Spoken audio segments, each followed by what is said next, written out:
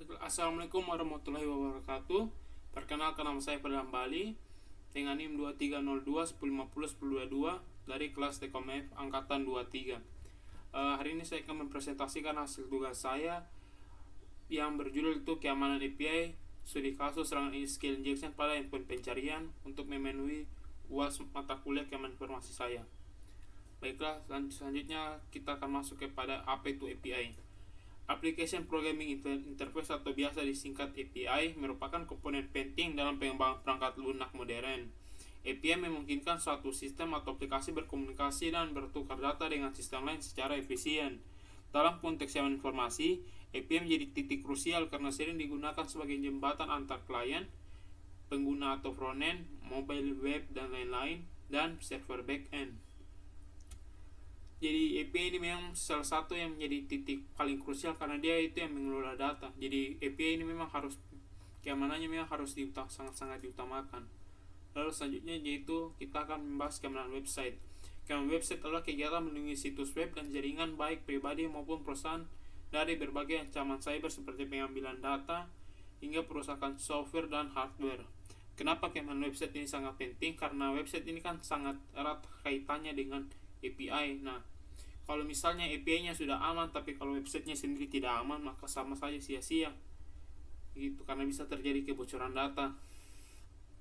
Lalu sini ada 3 prinsip keamanannya. Itu pertama, confidentiality atau kerahasiaan, kedua itu integrity atau integritas, dan 3 itu availability atau ketersediaan. Confidentiality ini adalah bertujuan untuk memastikan bahwa data hanya dapat diakses oleh pihak yang berwenang. Integrity ini memastikan bahwa data tidak diubah oleh pihak yang tidak berwenang. Sedangkan availability menekankan pentingnya sistem dan data yang selalu bisa diakses oleh pengguna sah kapanpun dibutuhkan. Lalu kita akan masuk kepada SQL injection. Apa itu SQL injection? SQL injection merupakan salah satu celah keamanan paling umum dan berbahaya yang menyerang lapisan basis data dari sebuah aplikasi web atau API juga bisa. Lalu serangan ini terjadi ketika input pengguna yang tidak tervalidasi dimasukkan ke dalam query SQL, sehingga penyerang dapat menyisipkan kode berbahaya ke dalam perintah SQL tersebut. Pada kasus yang paling ringan yaitu adalah sang pelaku bisa mengirimkan sebuah SQL di mana itu dia bisa mendapatkan data-data, semua data yang dia bisa dapatkan sebanyak pun. Kasus paling buruk itu bayangkan kalau dia itu bisa mengedit atau menghapus data. Bayangkan kalau semua data itu bisa dia hapus, maka itu akan menjadi kerugian besar pada sebuah perusahaan. Itulah kenapa SQL injection ini sangat rawan. Lalu untuk penjagaan SQL injection, untuk mencegah serangan SQL injection diperlukan penerapan dan teknik strategi keamanan yang menyeluruh pada semua lapisan aplikasi, terutama pada bagian yang berinteraksi langsung dengan database. Salah satu langkah paling dasar dan efektif adalah validasi dan sanitasi input. Nah, ini adalah salah satu titik paling krusial, yaitu adalah validasi dan sanitasi input, karena kita kan tidak tahu apakah user ini memang dia memasukkan data itu memang memasukkan data yang betul atau tidak. Bisa saja itu SQL injection. Nah, kalau itu sampai kena, wah, itu sangat berbahaya. Jadinya memang dibutuhkan validasi dan sanitasi input. Apapun yang dimasukkan oleh user atau user menginput itu harus divalidasi. Seperti itu. Lalu kita akan masuk ke studi kasus SQL injection dengan karakter persen pada endpoint pencarian. Sesuai judul saya bahwa ini tuh temanya itu membahas tentang endpoint pencarian. Kenapa di sini disebut persen? Karena memang pada SQL query untuk pencarian itu yang memakai like itu mereka memang seringnya itu pakai persen begini. Jadi salah satu teknik eksploitasi yang sering terjadi dalam aplikasi API adalah SQL injection, terutama pada form pencarian yang menggunakan operator like dalam query SQL. Serangan ini dilakukan dengan memanfaatkan karakter wildcard seperti tanda persen untuk memperluas cakupan pencarian, bahkan hingga mengakses data yang tidak seharusnya ditampilkan. Nah, ini tentu saya sangat berbahaya, yang sama seperti yang sudah saya sebutkan sebelumnya, bahwa mendapatkan semua data itu adalah salah satu yang paling ringan. Yang paling beratnya itu ya bisa saja dia menghapus data atau mengedit data gitu. Lalu di sini juga saya akan langsung mempraktekkan sini pada ada sebuah API yang sudah saya sediakan. Memang di sini Ya, API ini intinya, ini API ini adalah note list atau aplikasi pencatatan gitu.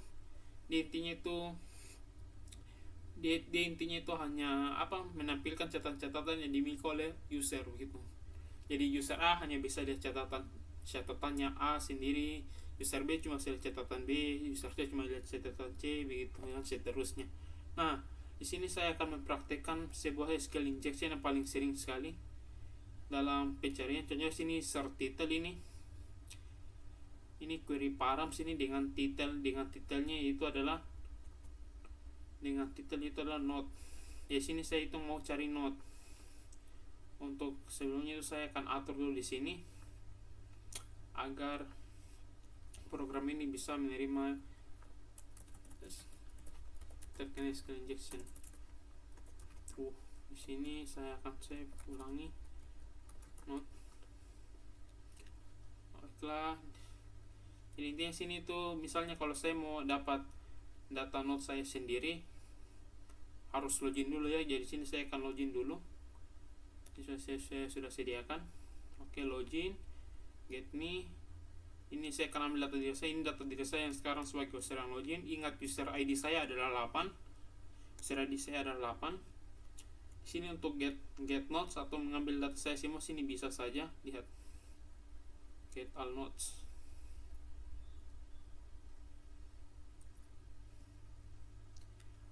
Lalu di sini itu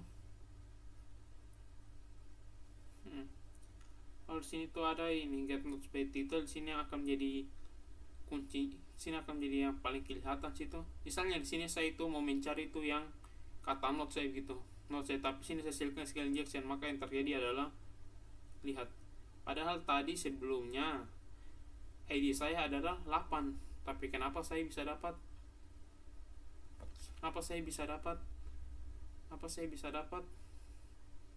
sini, kenapa saya bisa dapat yang ID 2, yang user ID 2, user ID 4. Jadi sini memang saya itu memang tidak ada notes kok. Jadi itu dapat lihat dari sini, lihat 404 berarti tidak ada, berarti memang tidak ada dataku, tidak ada catatanku yang user ID sekarang buat.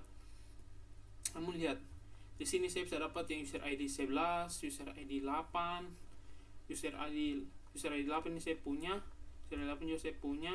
Tapi lihat ada sini user ID 2, ada user ID 4, ada user ID 4 2 yang padahal bukan saya punya gitu. Nah, cara pencegahannya itu sebenarnya sangat sederhana dan sangat mudah. Caranya itu adalah pada kode kita yang berinteraksi ke database itu kita cukup terapkan sebuah teknik yang sebenarnya sudah sangat umum sekali digunakan oleh library di luar sana, dan ya memang sudah sangat umum, jadi sebenarnya tidak susah begitu. Itulah dengan cara seperti ini. Ini dia seperti ini, query parameterize, atau mereka bilang query parameterize atau query parameterize biasanya mereka sebutkan.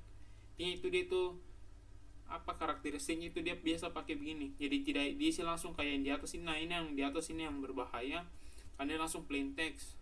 Sedangkan kalau ini tidak, dia kasih tanda begini dulu, baru nanti dimasukkan. Jadi nanti dia tidak terkena SQL injection.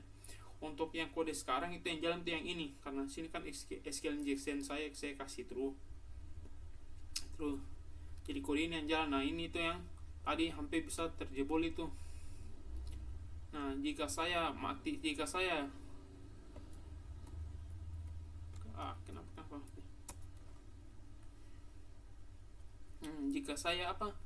jika saya jalankan lagi, misalnya saya jalankan lagi sini get me masih 8, get all nodes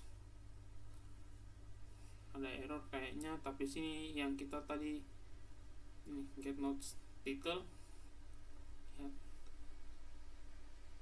ya. Padahal kalau pada kasus normal, kalau saya sebut begini, saya note saja, lihatlah, kalau saya cuma sebut note saja, lihat tidak ada berarti catatan saya yang memiliki nama atau title itu yang mengandung note, tidak ada. NJ coba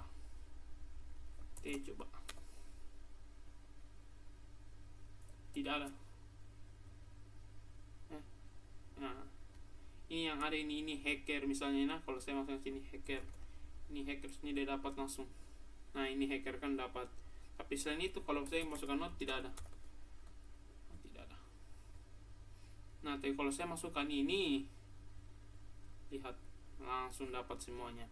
Nah cara mencegahnya itu saya tadi seperti saya sebutkan, saya akan ganti dulu ke false dulu.